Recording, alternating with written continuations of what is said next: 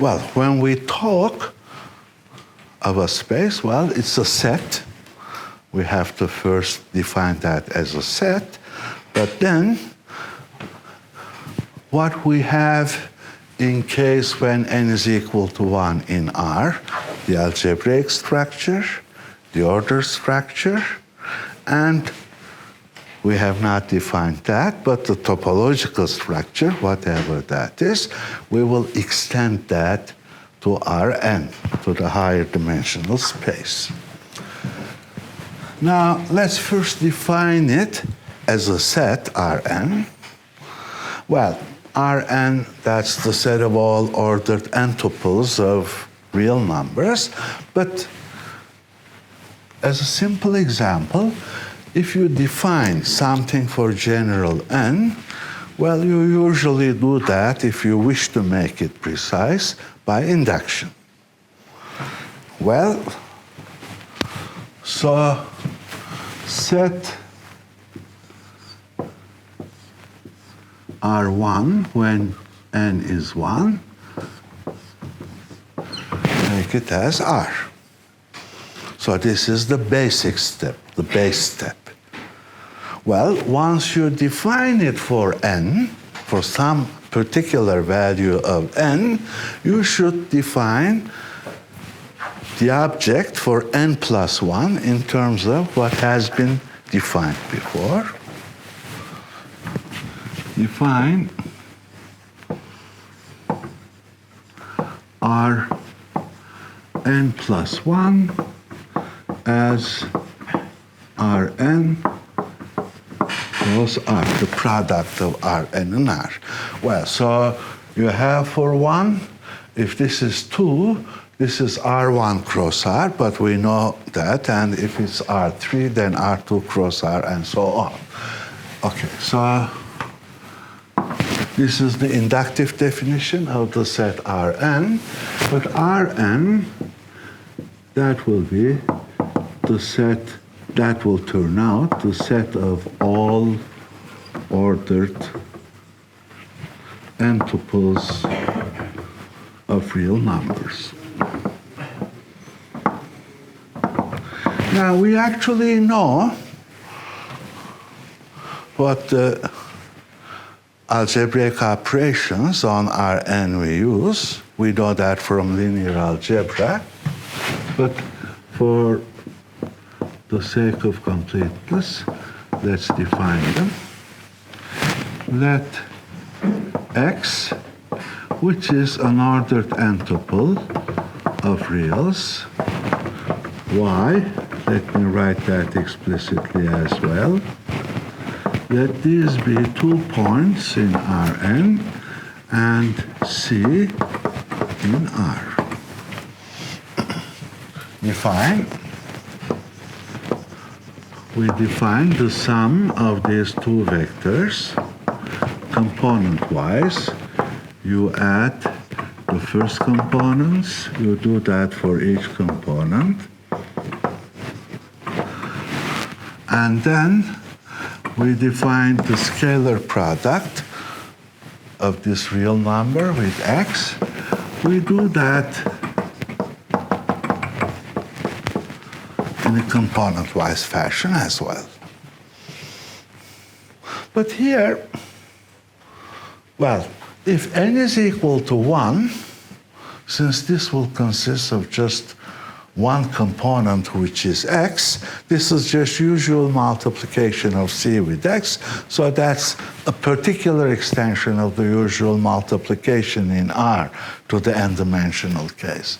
But one would be interested in why, for example, not do with multiplication what we did with addition.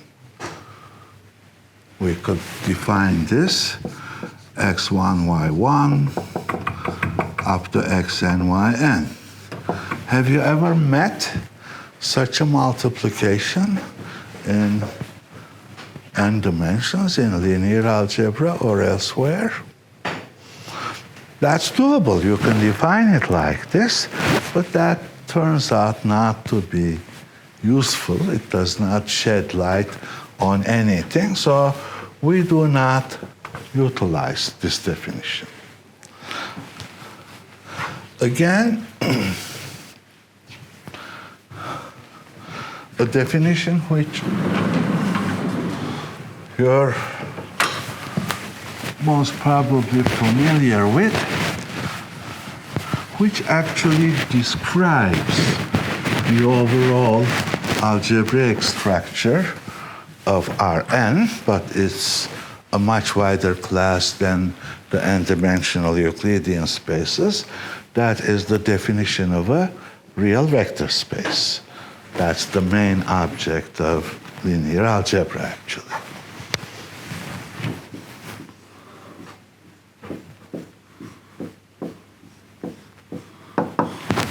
So here we start with a non-empty set V. That will be the set of R vectors.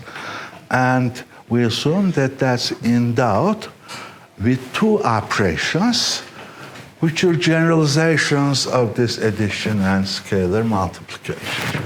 Now, let V be a non-empty set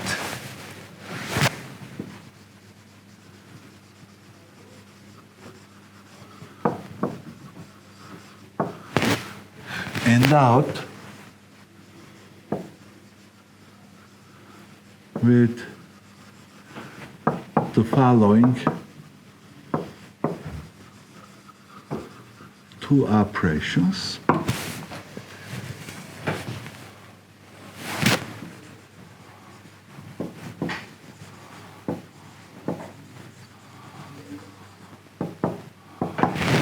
An addition, we call that addition, an addition, which is a map. Now, when we consider reals, well, we have seen addition can actually be considered as a function on R cross R into R. That is, you start with the pair xy of real numbers. You associate with that another real number, which is the sum. Well, if you generalize that, that's referred to as a binary operation, which is a map from V cross V into V. So you take two members of V, to which we will refer to as vectors, and associate with that some member, and will denote the member associated by x plus y, which sends each pair xy in V cross V to x plus y in V. And a scalar multiplication, again, this is the name we give to that,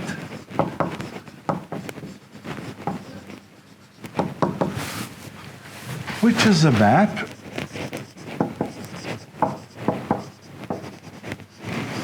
is the generalization of this. This time you take a real number and a vector from R cross V into V, which sends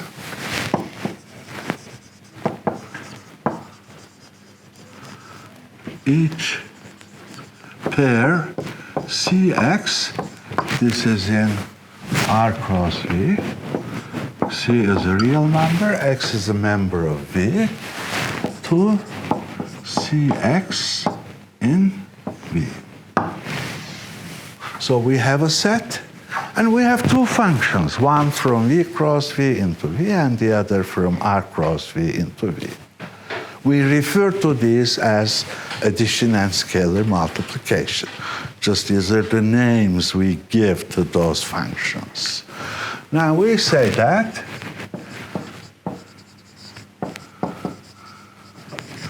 the triplet V together with these two binary operations is a real vector space.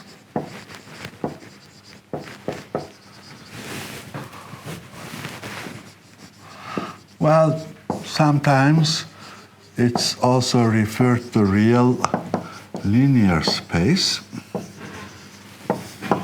Now here, this real comes from the fact that here we use as scalars the real numbers, but in general they could be complex numbers or any field in mathematical sense, but we don't need that. But that real comes since scalars are real if the following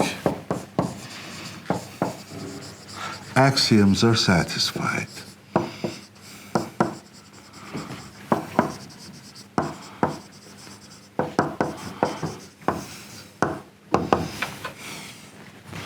Now, A1, here A comes from addition. For all xy in V, x plus y and y plus x should be the same. Well, this means this map, which we refer to as addition, should send xy and yx to the same vector. A2, for all x, y, z in V. Now here, this is defined on V cross V. So our addition acts on two things at a time. So, well, one possibility is that you actually find the image of yz under this addition. Then you take x, that's a member of V, y plus z is another member of V. You do it in this order. Or else you do the same thing in this. This should be the same. A3, now I'll use this, I may have used that before without mentioning, as the existential quantifier. Just read that, there exists. There should exist some member, say theta in V, such that for all x in V, if I consider x plus theta, that is the image of the pair x comma theta under this map, that should be x. So this should act as like 0 acts in reals under addition. A4, given any x in V, there should exist some x prime in V such that x plus x prime is equal to theta. So that means, well, for any x, there should exist something which acts like the additive inverse when this is considered to be 0.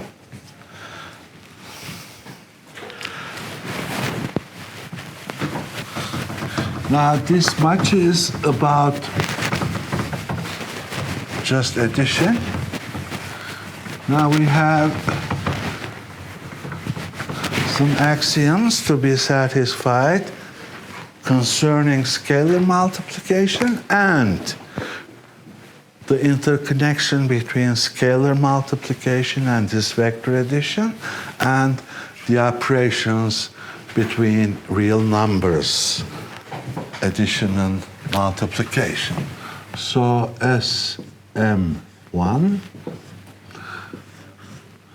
for all C in R and for all xy in V, cx plus y, that should be cx plus cy. So this is vector addition, this is scalar multiplication. X plus y is a vector, is a member of V, so this is well defined. Here this is a member of V, this is a member of V. So this is addition of vectors, which is mentioned at the beginning. Sm2. But now here I also have addition in R. Here,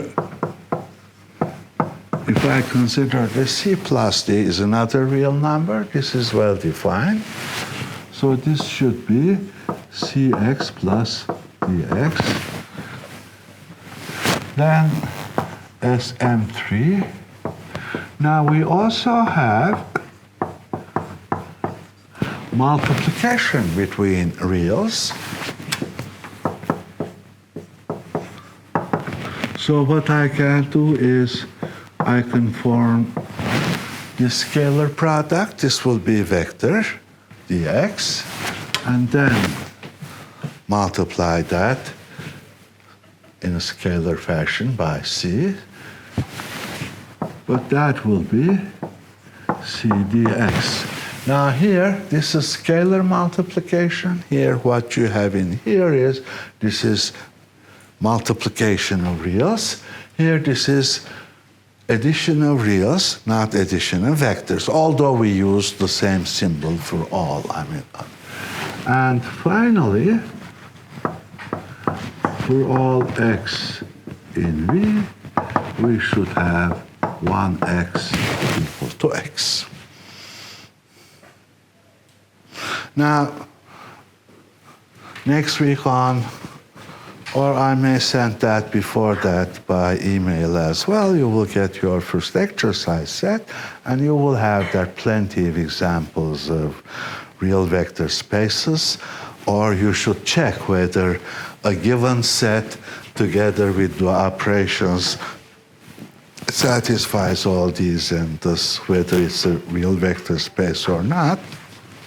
But okay, you will get that once you go over those examples, everything will be clearer. But before that, here, you might raise an objection. A1, that's fine. For all x, y, this should hold. This is fine as well. Well, that's okay. There should exist some theta with this, but A3 by itself does not tell that this member theta, which has this property, is unique. It does not rule out that there may exist more than one member of V which acts like, say, theta and theta prime. Well, if you're at this point, well, there's nothing wrong with that.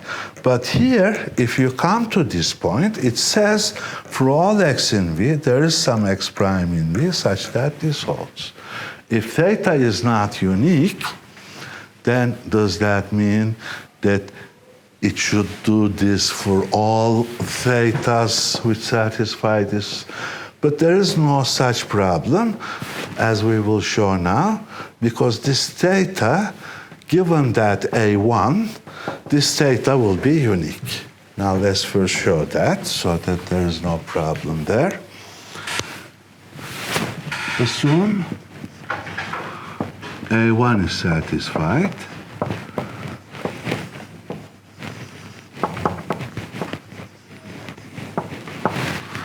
And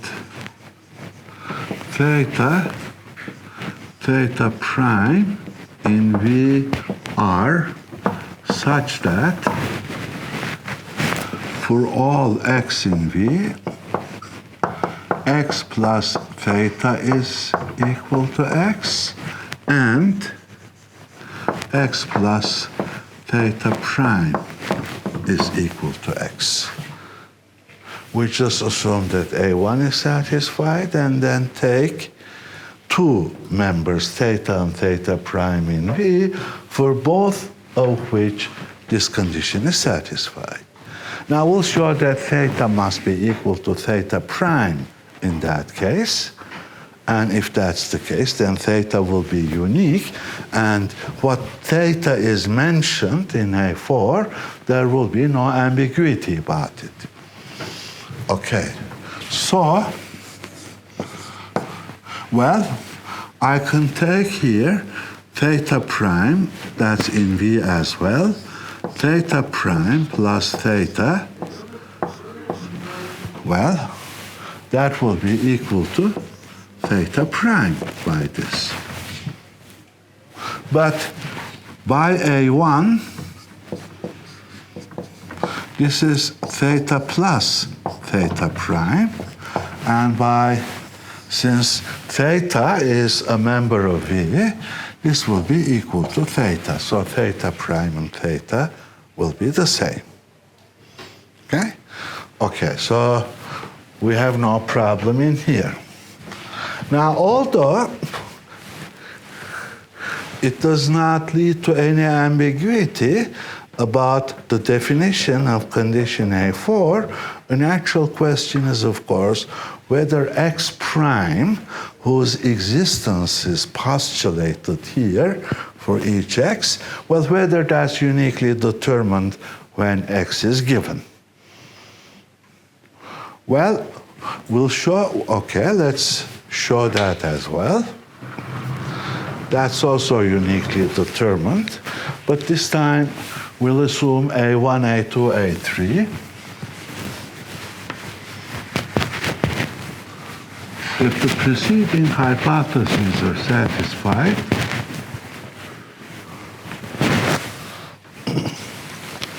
so assume A1, A2, A3 are satisfied.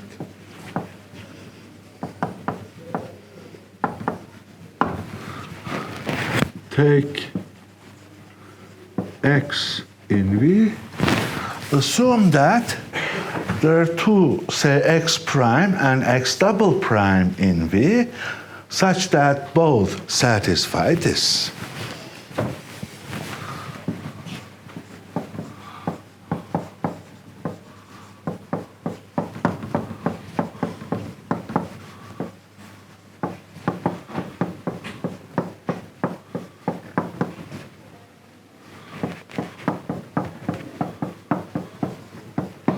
So, in a sense, it has more than one additive inverse. Now here,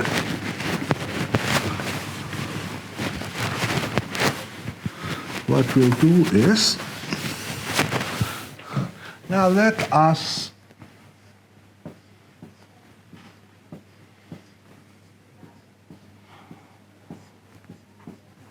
evaluate this. Well, by A2, I can write this as x plus x prime plus x double prime. But what's x plus x prime? By assumption, is theta.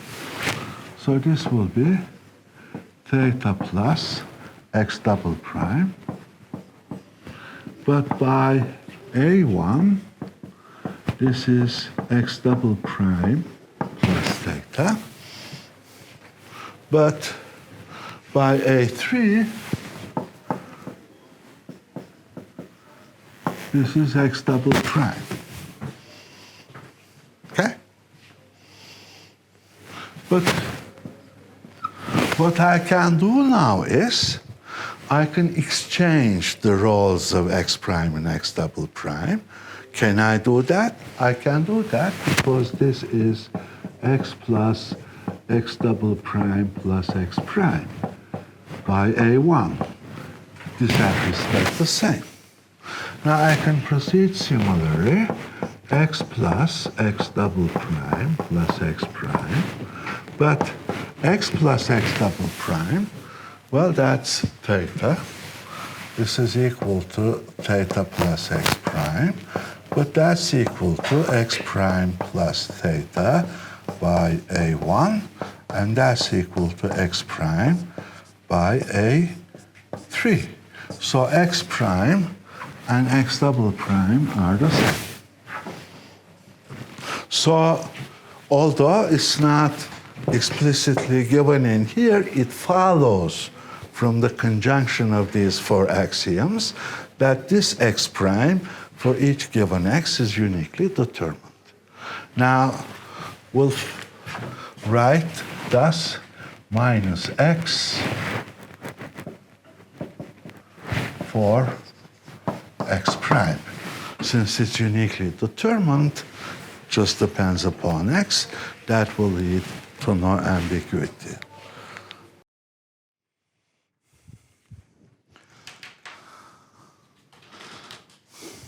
Now, what we did last time was, the last item we considered was the notion of a real vector space. And the first proposition we had was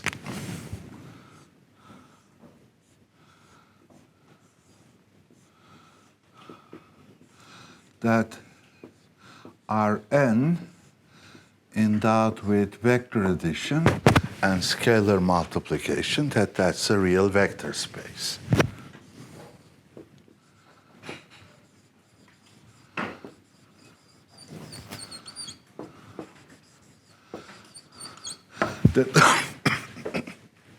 That the vector addition and scalar multiplication we defined satisfies the 8 axioms. Well, that's straightforward, and that's left as an exercise to you. We have, of course, a very wide spectrum, a whole bundle of different real vector spaces. Well, some of them are spaces whose points, whose elements are functions, and you have one example in the first homework, the set of all real-valued functions defined on the closed unit interval 0, 1, such that f of 0 and f of 1 coincide. It consists of all such functions, then an addition between functions, and a scalar product. For a scalar, for a real number, and a function is defined, you're again to check whether the 8 axioms, whether they're satisfied or not. But moreover, if you have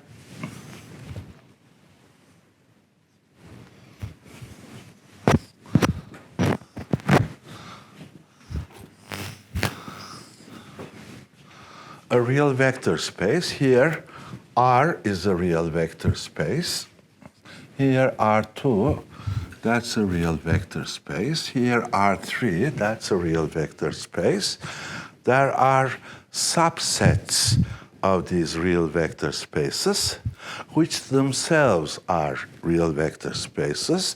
In that case, we refer to them as the subspaces of the given space. But if it's a subspace, then the restriction of addition, that has to be a binary operation. Well, if I, for example, take this set here, it's a line, the set of all points on this line. This is a subspace of R2. But if you restrict vector addition to that, then, or scalar product to that, then that will not define a binary operation on this. Take this point, for example, x. C equals 0, that's a real number. 0 times x, that will be 0. But 0 does not lie in this set. So the restriction of scalar multiplication to this set is not a well-defined operation on this. Or if you take this vector, x, and say this vector, then their sum that will lie here, which is again not on the line. So the restriction of vector addition to this set will not be a well-defined binary operation on addition on that. You have to be careful with that as well. Firstly, the restriction of addition and scalar multiplication to the set given, that should be a well-defined binary operation, plus the 8 axioms, they should be satisfied. So what R is a real vector space. What are the subspaces? We know that from linear algebra. This has a unique subspace which consists of 0 only.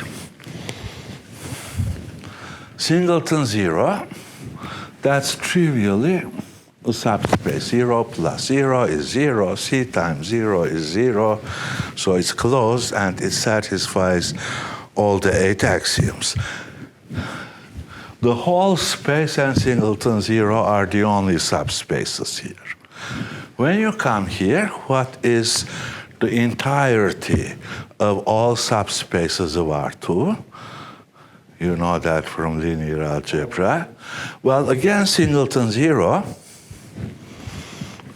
that's 1. That's actually the 0-dimensional subspace. What else?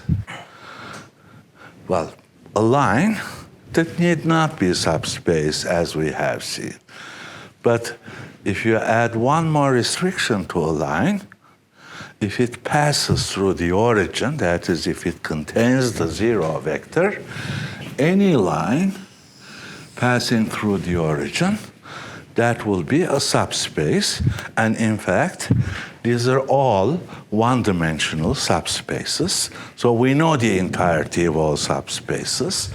Likewise here, points, lines, and planes,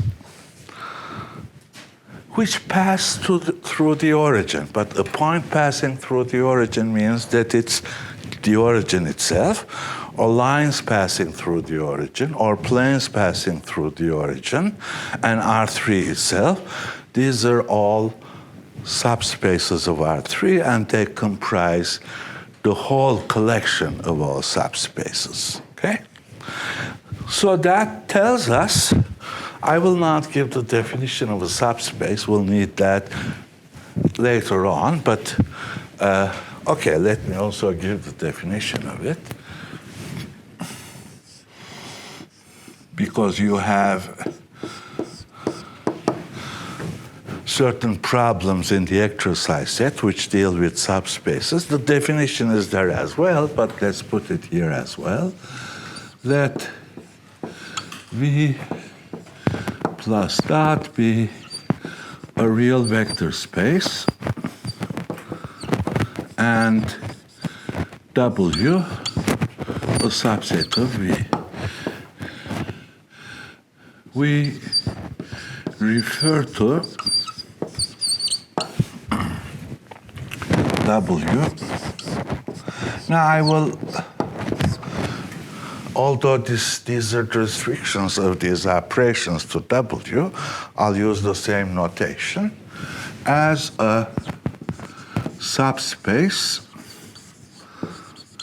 of V if W together with these two operations is a real vector space itself.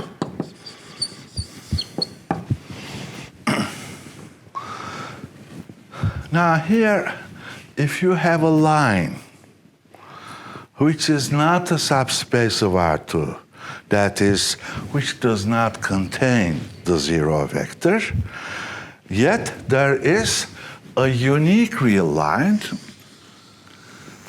which is parallel to this and which passes through the origin.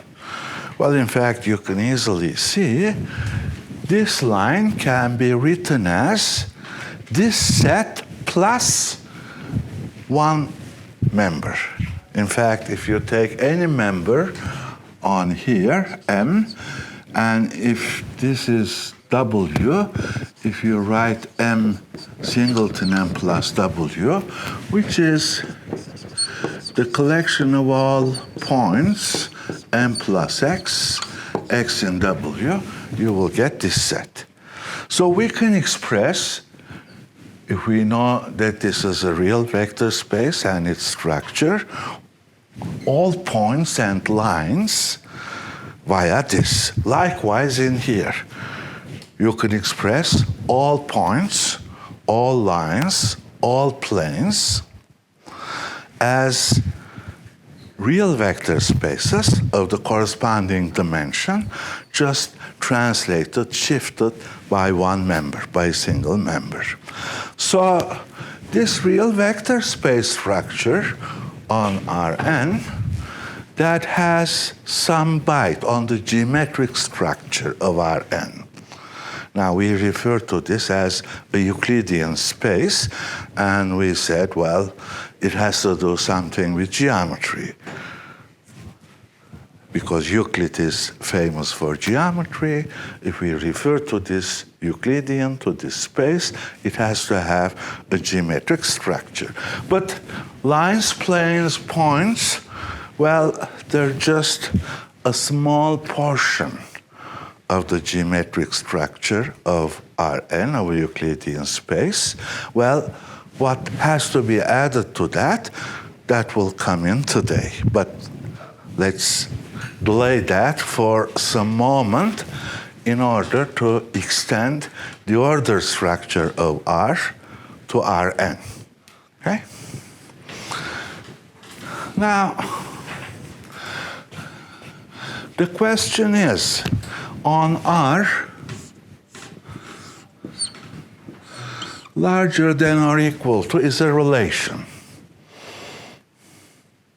Well, x is related to y if x, y are two real numbers under this relation, if x is larger than or equal to y. Or equality, that's another relation. Or less than, that's another relation. So, well, looking at this, the question is, can we define the relation as an abstract notion? Well, let me first ask the following. Can we draw the pictures of these relations? Well, all these relations involve two real numbers, pairs of real numbers. Thus, let us work in R2. Let this be the x-axis. Let this be the y-axis. Now, let's, for example, take equality relation. To draw the picture of this relation, or the graph of this relation, well, one natural meaning which could be given to that is to have the collection of all pairs xy, these are points in the plane, such that x is equal to y. Well, if we draw the picture of that, then we get this diagonal. So this is actually the graph of the relation equality. If a point lies on this line, belongs to this set, xy, then x is equal to y. If it's off this line, does not lie on this line, then x is not equal to y. Now, likewise, if you have this,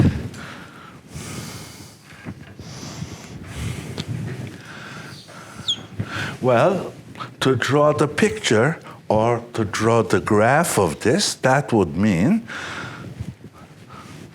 to draw the set consisting of all pairs xy such that x is larger than or equal to y.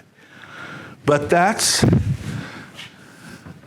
this part of the plane, including equality, because it is x larger than or equal to y.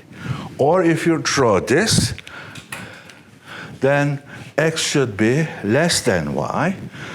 Then we'll have this part, but this time equality will be excluded. Okay? So all these relations, they can be represented as subsets of R2. Or if you have a function, say y equal to sine x. Well, then if we draw the graph of this,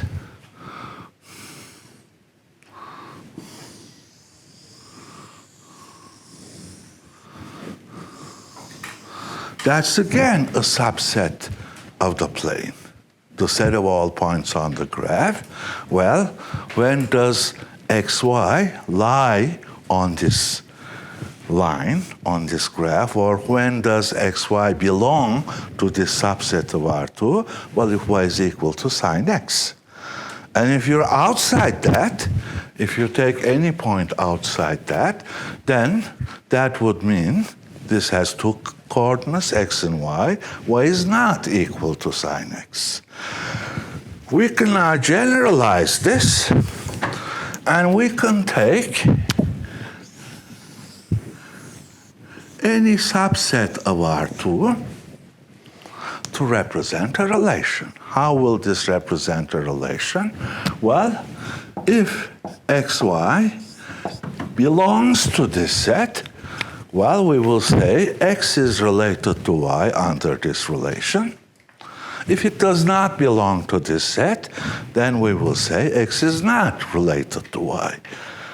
So a relation on R, in general, a relation on a set cap A can be considered as a subset of the cross product of the Cartesian product of that set with itself, A cross A, here R cross R.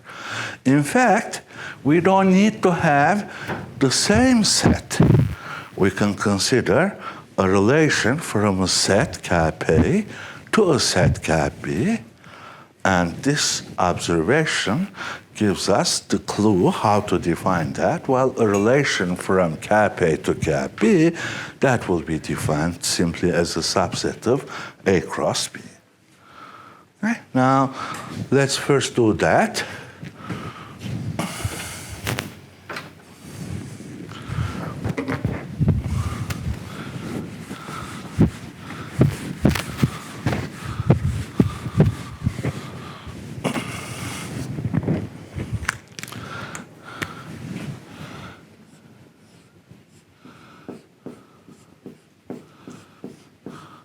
Let AB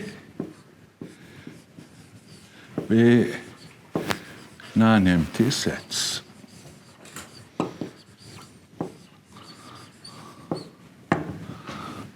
A subset R of A cross B. We know what the definition of that is, but let me remind you of that.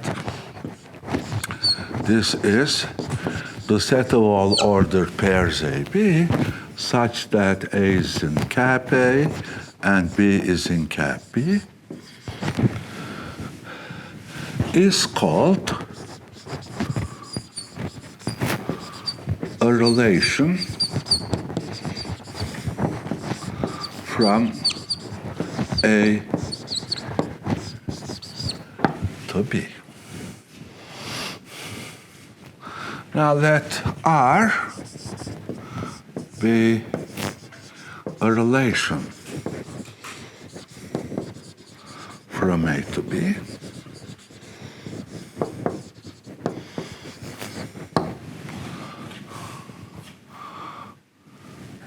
When xy is in R, we say that x is related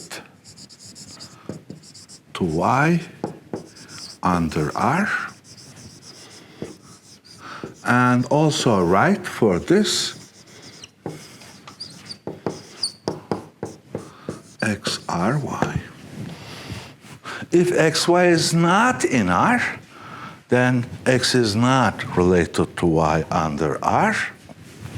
For xy not in R, we also write x not ry.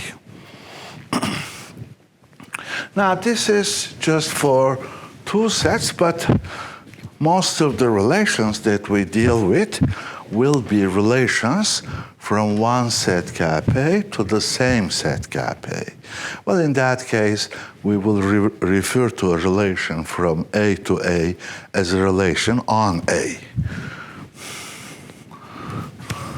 We refer to a relation from A to A as a relation on A.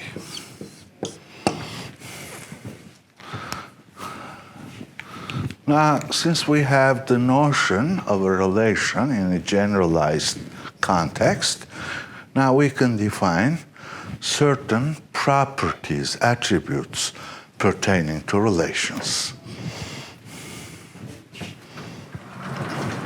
But we will restrict ourselves in doing so to relations on a set cap A.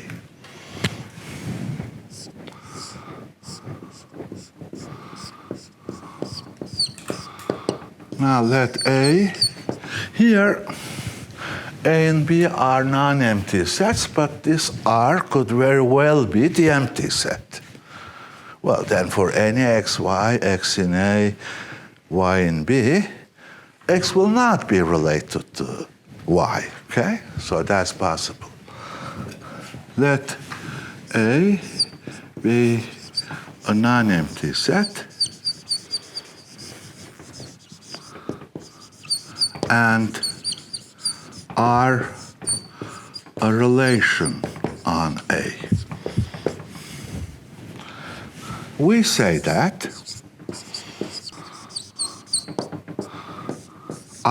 R is. Now let's also draw a picture. Well, I can represent A as if it were a line segment. Then A cross A will be this square. Okay, this is just representation. Is firstly reflexive if for all x in A, x is related to itself.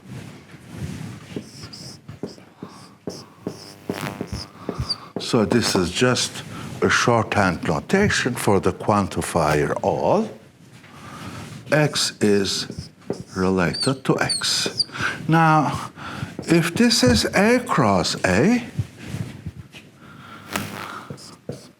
then this relation R is a subset of this. Now consider the diagonal.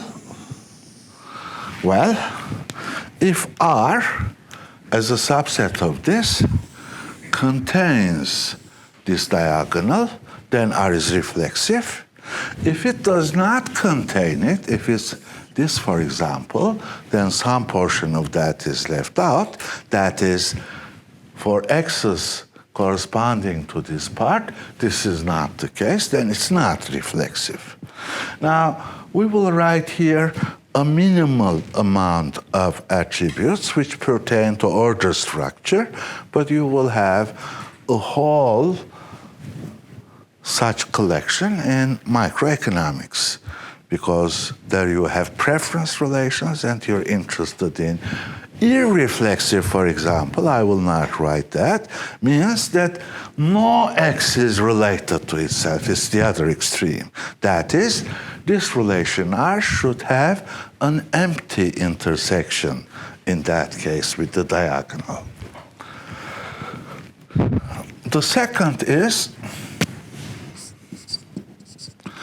antisymmetric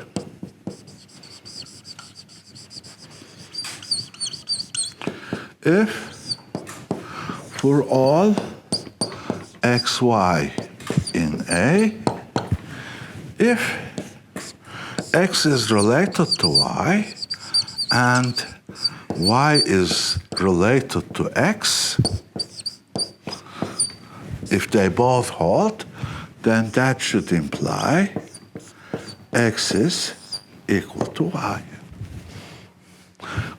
What's the anti-symmetry here? Now let me take this point, xy. Then this has a symmetric point with respect to diagonal. That's yx. This is y, this is x, okay? Now this tells the following. If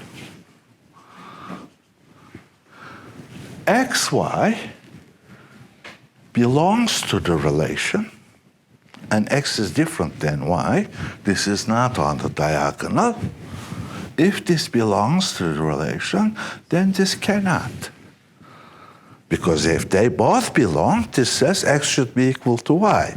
That means that this should lie on the diagonal, but it does not.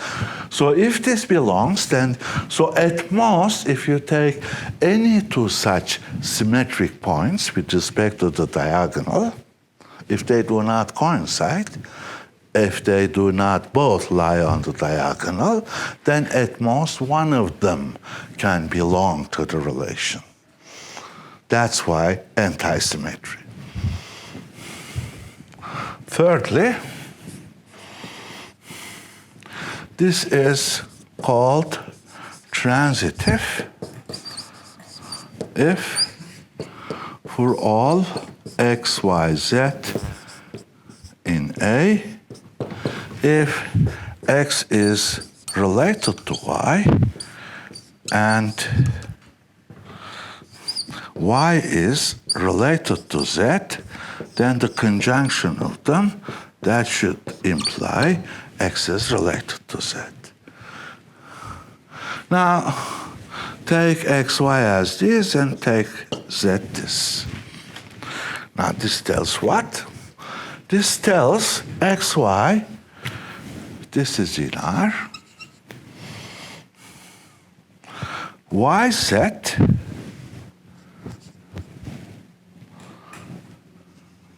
this is in R. Now you can form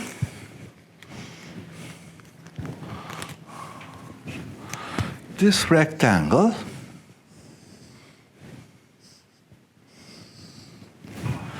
so these two pairs, xy and yz, are two diagonal opposite vertices of this rectangle. Then this will have a unique point on here, which is actually yy, the interior point.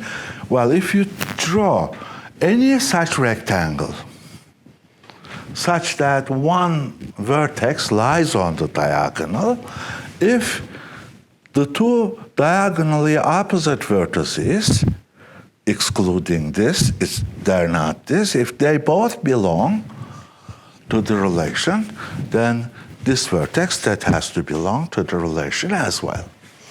That's the geometric interpretation of transitivity.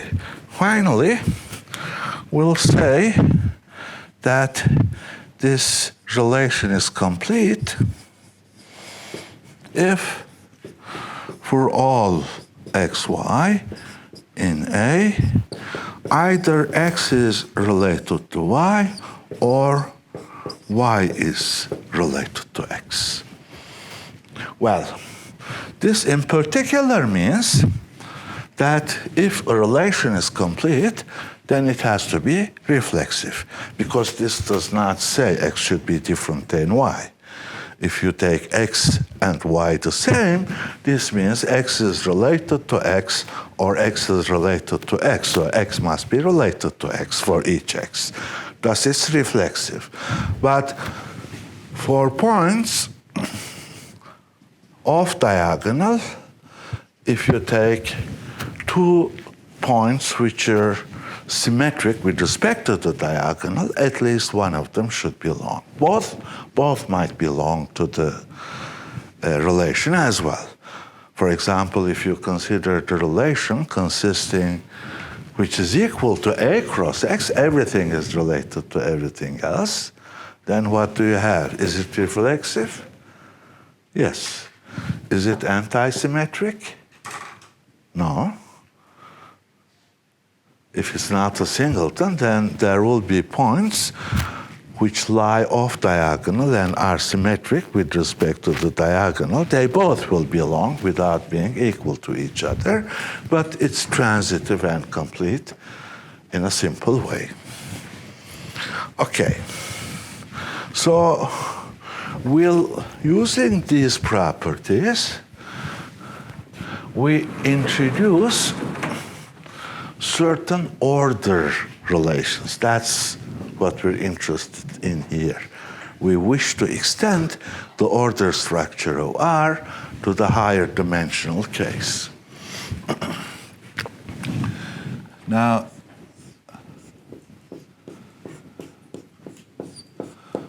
let R be a relation on a non-empty set A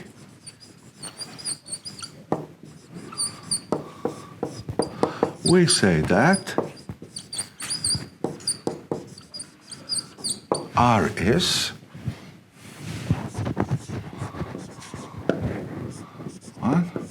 a pre-order. Well, if we wish to stress what relation on A, we can also say a pre-order on A, but that's given in here. I will not write it. If R is reflexive and transitive.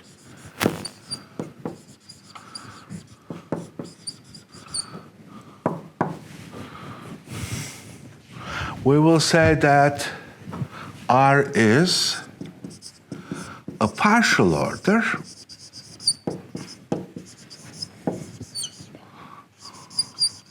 if R is reflexive and transitive plus antisymmetric. Thus, I can write this if R is an antisymmetric preorder.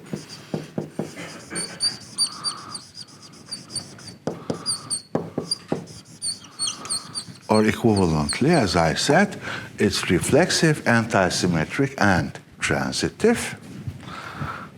And we'll say a linear, or equivalently, a total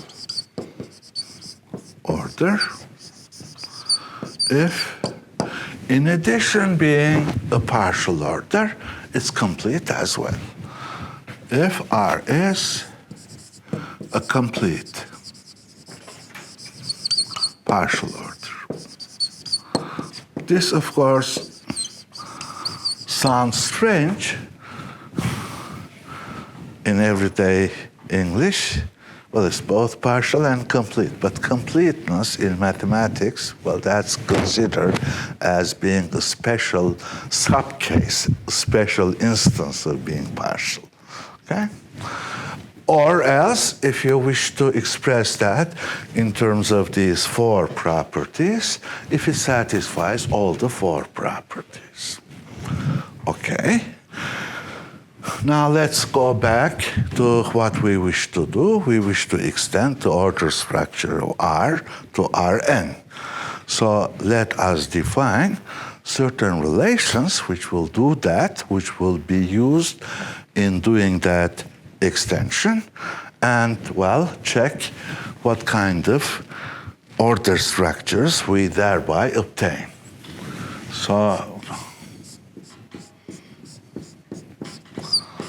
let X, now let me explicitly write this as an ordered n-tuple, and Y, Y1, Yn be points in Rn. Now we say that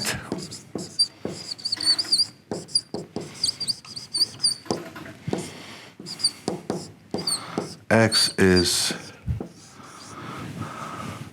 larger than or equal to y, but these are vectors now. Could be, if n is 1, then there will be real numbers. It will reduce to that. If and only if, for all I in 1 to n, xi is larger than or equal to yi. So we compare the two vectors, component by component. If each component, as real numbers, obey the larger than or equal to relation, then we say the two vectors do that. Now here, for example, if n is equal to 2, and if I start with this point, x bar, y bar, then this determines two cones. Now everything in this upper cone will be larger than or equal to x bar, y bar. For everything in this lower cone, x bar, y bar will be larger than or equal to anything in here, but there will be no relation with x bar, y bar and points in these two, because one component will be larger and the other component will be less, so neither will be one larger than or equal to the other, or the other way around. Secondly, we say that x is larger than y if and only if x is larger than or equal to y in this sense, and x is different than y. But this means what? Well, this means for all I in n, xi should be larger than or equal to yi, but for at least one component, that inequality should be strict, because the inequality between the two vectors is only possible via that in case x is larger than or equal to y. And thirdly, we say x is strongly larger than y if and only if for all components xi is larger than yi. Now, let us consider these three relations defined here in Rn and check, well, which one of these properties are satisfied. Well, when n is equal to 1,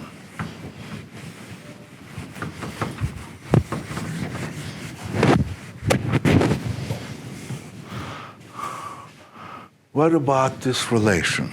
Is it reflexive? Yes, x, if it's a real number, x is larger than or equal to itself. Is it anti-symmetric? Well, if x is larger than or equal to y and y is larger than or equal to x, then x is equal to y. It's clearly transitive. X larger than or equal to y, y larger than or equal to z. That implies x larger than or equal to z. Is it complete? Yes, we have, if x and y are two real numbers, either is x larger than or equal to y, or y is larger than or equal to x. So, proposition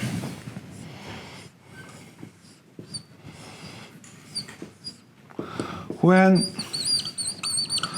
n is equal to 1, this is a linear or a total order. What about this? Is this reflexive? We're just in R now. well, x is not larger than itself, so it's not reflexive. Is it transitive? Yes, clearly. Is it antisymmetric?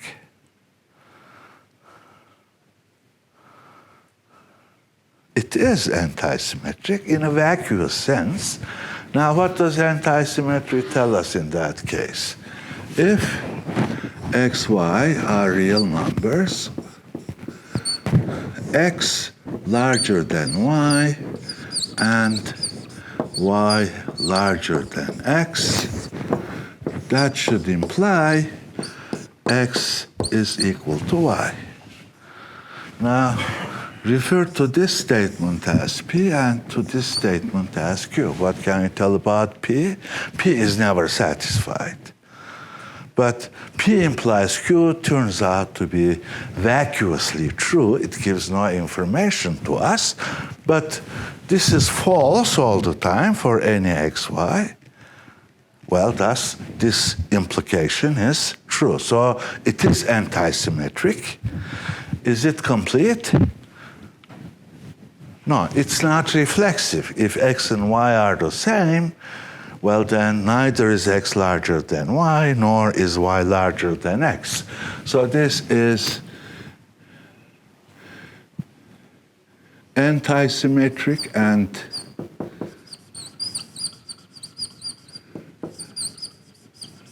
transitive, but not reflexive and not complete.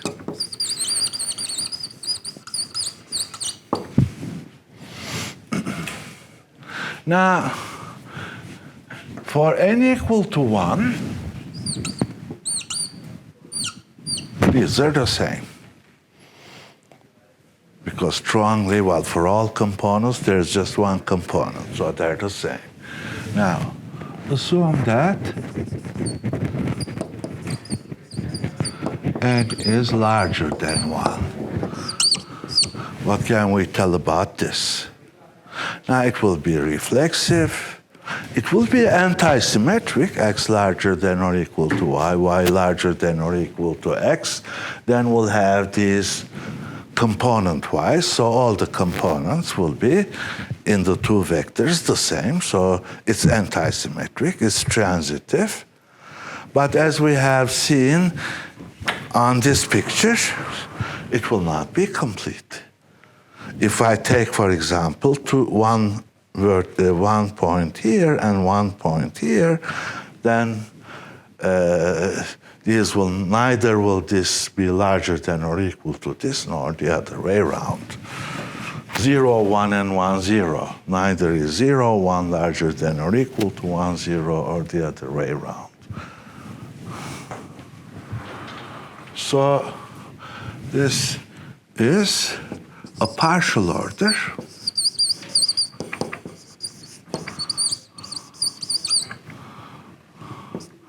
Not complete.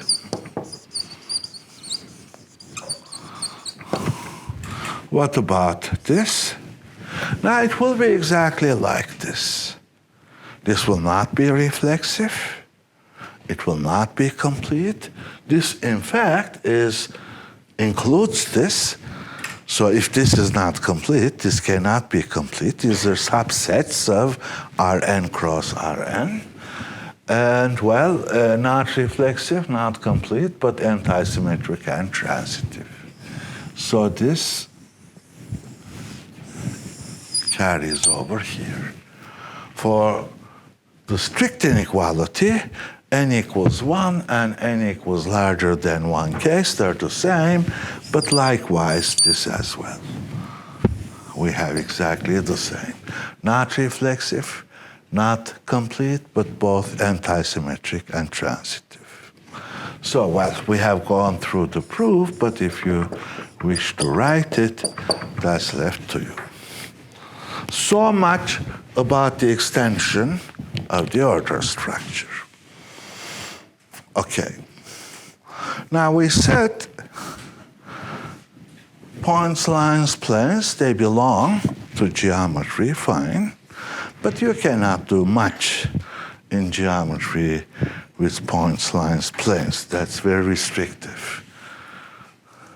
Well, you can have circles, ellipses, hyperbolas, and so on, but let's leave that. Triangles, of course, have been one of the main constructs in geometry. They're interesting, but they just have lines. But what else?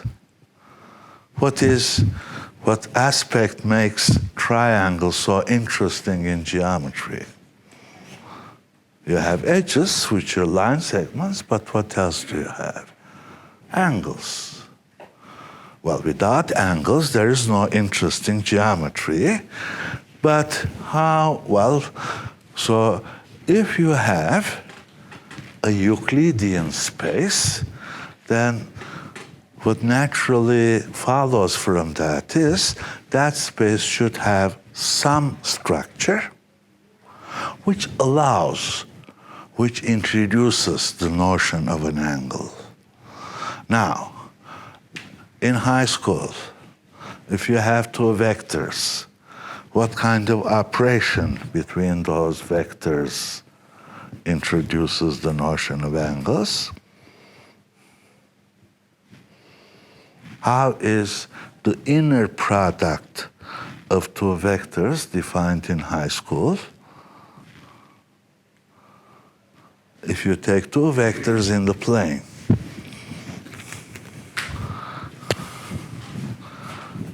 this is one vector, this is the other vector. How do you define the inner product? You take the length of x times length of y, what else? Times the cosine of the angle between here.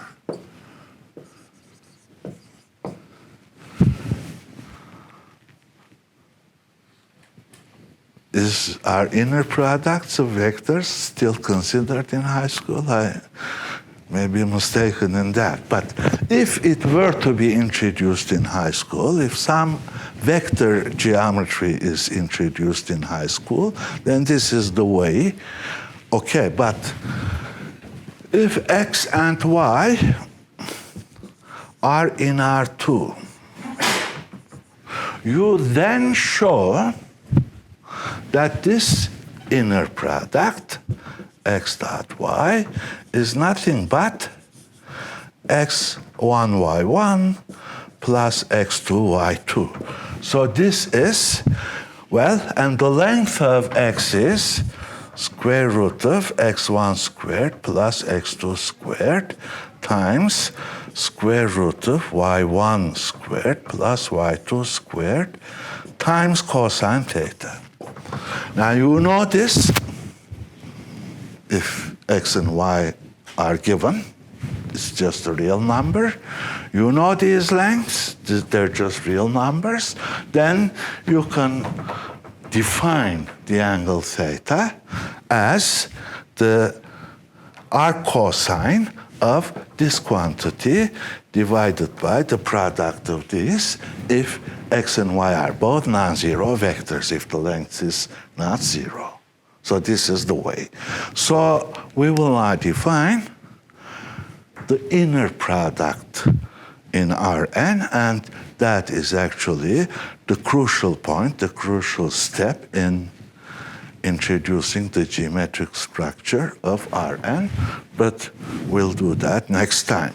We'll define the generalized inner product, then we'll define the usual generalized inner product, the usual norm, which is the generalization of length, and the usual distance, well, which is just the distance between 2 points, but in Rn as well. That's what we'll do next, and that'll complete the extension of the structure of R to Rn. Okay. Till next time.